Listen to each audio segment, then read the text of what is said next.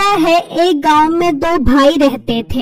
एक का नाम बिट्टू था जो अपनी बीवी और माँ के साथ रहता था, जबकि दूसरे का नाम मीठा था जो अपनी बीवी नसीबों के साथ रहता था। इनके बाप ने मरने के बाद जायदाद के दो हिस्से कर दिए थे, जिसमें से मीठे को खेत में हिस्सा मिला और बिट्टू को जायदाद में से मिठाई की दुकान हिस्से में मिली। लेकिन मीठे को हमेशा से दुकान की लालच थी ताकि उसे खेतों में बिल्कुल मेहनत ना करनी पड़े। दूसरी तरफ बिट्टू की दुकान सारे गांव में मशहूर थी, दूर दूर से लोग उसकी मिठाई खरीदने आते। अरे बिट्टू भाई, आज तो आप काफी मसरूफ लग रहे हैं। भाई, आज गांव के चौधरी साहब ने बहुत बड़ा ऑर्डर दिया है, बस वही बना रहा हूँ। रात तक उनको 20 किलो मिठाइयाँ और जलेबियाँ पहुँचानी है। बिट्टू, तुम्हारी दुकान की मिठाइयाँ होती ही इतनी मजेदार है, इसलिए तो मैं तुमसे हर हफ्ते मिठाई का पूरा डब्बा खरीदने आता हूँ। भाई, मेरी मिठाई पसंद करने के लिए आपका बहुत बहुत शुक्रिया।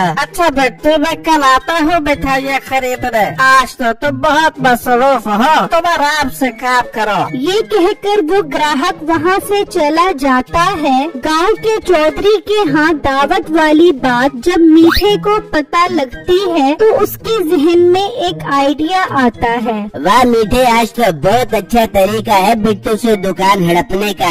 इसकी मिठाइयों में पेट खराब करने वाली दवा शामिल करनी पड़ेगी ताकि इस मोटे पर इल्जाम आ जाए और मजबूरन इसे दुकान छोड़नी पड़े। मीठा वहाँ से निकलता है और हकीम की दुकान पर आता है। भाई, मुझे ताकत का शरबत चाहिए और एक पेट खराब करने वाला शरबत भी चाहिए। ताकत का शरबत तो ठीक है, पर पेट खराब करने वाली दवा का क्या करोगे? जब ताकत का शरबत पीकर ताकत मिलेगी तो अपना पेट खराब करके बैलेंस भी तो रखना है। अब ज्यादा सवाल मत कर, जल्दी से दवा दे। अच्छा ठीक है, देता हूँ।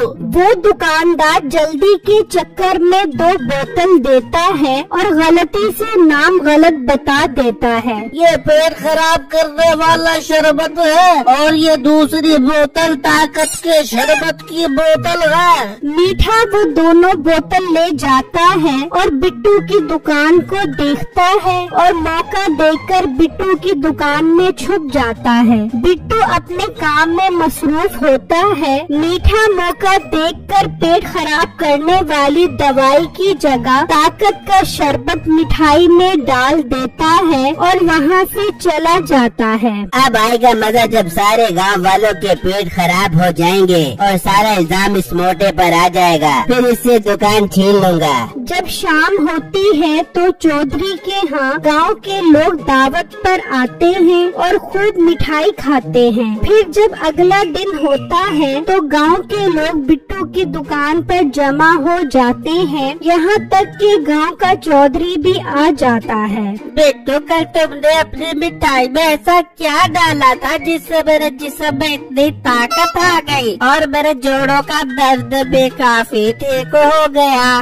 बिट्टू, मुझे भी बहुत कमजोरी थी, लेकिन कल रात से बहुत अच्छा महसूस कर रहा हूँ। मैं भी बहुत सेहतमंद महसूस कर रहा हूँ, इसलिए मैं तुम्हें इनाम देना चाहता हूँ। चौधरी साहब, आपका बहुत शुक्रिया मेरी दुकान की मिठाइयाँ पसंद करने का। मैंने इसमें कुछ भी नहीं मिलाया, मैं तो ये काम शौक से करता हूँ, मुझे कोई इनाम नहीं चाहिए। तुम्हारी दुकान की मिठाइयाँ बहुत अच्छी और लजीज है, इसलिए मैं रोज तुमसे मिठाइयाँ मंगवाऊंगा। ये सब मीठा हैरान होकर देख रहा होता है और सोचने लगता है, मैंने तो पेट खराब करने वाली दवा मिठाई में डाली थी, ये तब्दील कैसे हो गई? मीठा गुस्से में हकीम के पास आता है। अबे ओ पागल आदमी, तूने मुझे कौन सी दवा दी थी? वो तो किसी काम की भी नहीं थी, किसी का भी वो मिठाई खाकर पेट खराब नहीं हुआ।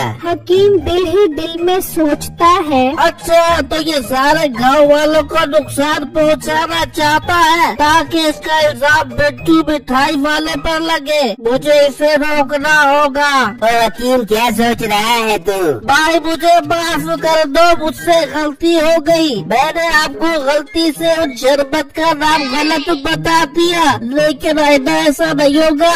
आइंदा तो इस लायक रहेगा तो कोई गलती करेगा, मैं तुझे नहीं छोड़ूंगा।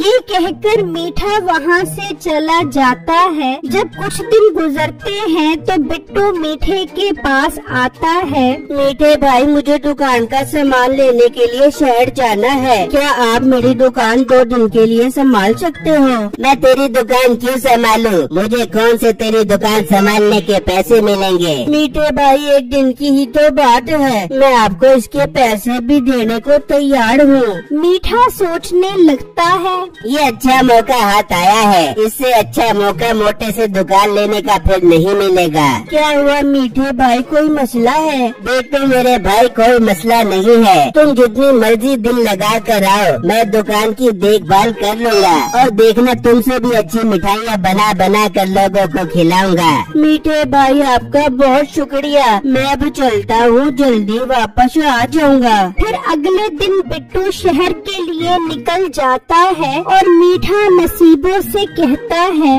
बेगम आज हमारे पास बहुत अच्छा मौका है बिट्टू से वो दुकान छीनने का। मीठे, ये तो तूने बहुत अच्छी खबर सुनाई, ये तेरी खबर सुन के दिल भाग भाग गया मेरा। बेगम बस तू मिठाइयाँ बनाने में मेरी मदद कर ताकि हम उन्हें बेच सके। फिर वो दोनों मिठाइयाँ बेचते रहते हैं। इस तरह 2 दिन गुजर जाते हैं और बिट्टू अपनी दुकान पर आता है। मीठे भाई, मेरी दुकान का ख्याल रखने के लिए आपका बहुत शुक्रिया। तेरी नहीं, अब मेरी दुकान है। हम दोनों के बाप ने ये दुकान छोड़ी थी और तूने इस दुकान पर कब्जा कर लिया। मीठे भाई, मैंने कोई कब्जा नहीं किया, कब्जा तो आप कर रहे हो मेरी दुकान पर। ये दुकान तो मुझे विरसे में मिली थी। और मोटे पेट वाले गेंडे, जा यहाँ से और खेतों में हल चला ताकि तेरे पेट की चर्बी कम हो। बिट्टू उदास होकर घर आ जाता है। दूसरी तरफ चौधरी के यहाँ फिर से दावत होती है तो मीठे के पास मिठाई का ऑर्डर आता है। वो खुशी खुशी घर आता है। बेगम, चौधरी के यहाँ से बहुत बड़ा ऑर्डर आया है, मैं जाकर हकीम से वही ताकत का शरबत लेकर आता हूँ ताकि गांव के लोगों को मिठाइयों में डालकर खिला सकूँ। मीठे, ये तो बहुत बढ़िया तरीका सोचा तूने, फिर तो सब हम से ही मिठाइयाँ खरीदेंगे और मोटे बिट्टू को भूल जाएंगे। फिर मीठा हकीम के पास आता है। भाई, मुझे ताकत का शरबत दो और इस बार कोई गड़बड़ नहीं होनी चाहिए। मैंने शरबत मिठाइयों में डालकर गांव वालों को खिलानी है। हकीम सोचने लगता है, अच्छा, तो ये फिर से गांव वालों की मिठाइयों में दवा डालना चाहता है ताकि इसकी मिठाइयाँ मशहूर हो जाए और ये बिट्टू बेचारे की दुकान पर हमेशा के लिए कब्जा कर ले। मुझे कुछ करना होगा। वो मीठे को पेट खराब करने वाली दवाई दे देता है। मीठा वो दवाई लेकर वहाँ से चला जाता है और जल्दी से दवाई मिठाई में डाल देता है। जब शाम होती है तो गांव के लोग चौधरी के यहाँ दावत में आते हैं और वो मिठाई खाते हैं। जब अगला दिन होता है तो सब लोग गुस्से में मीठे की दुकान पर पहुँच जाते हैं। तूने हमें खराब मिठाई खिलाई है जिससे मेरा पेट खराब हो गया है। उई अम्मा, मैं तुझे नहीं छोड़ूंगा। गाँव वालों, सजा तो इसे जरूर मिलनी चाहिए, वो भी ऐसी कि ये याद रखे। मुंशी से काल कोठरी में बंद कर दो जहाँ बहुत सारे चूहे हैं। फिर वो मीठे को वहाँ से ले जाते हैं और उसे काल कोठरी में बंद कर देते हैं। बिट्टू हकीम की दुकान पर आता है। भाई, आपका बहुत शुक्रिया जो आपने मेरी दुकान वापस दिलवाने में मेरी मदद की। बिट्टू की दुकान बिट्टू को वापस मिल जाती है और गांव के लोग भी खुशी खुशी बिट्टू से मिठाइयाँ लेने लग जाते हैं।